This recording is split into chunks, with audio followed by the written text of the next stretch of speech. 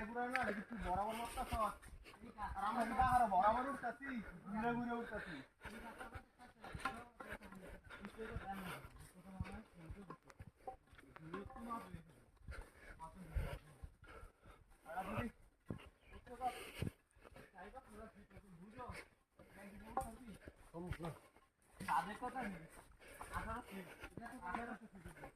আরে সবচেয়ে উঁচা বেটা ইয়েরটুই চন্দ্রনাথ।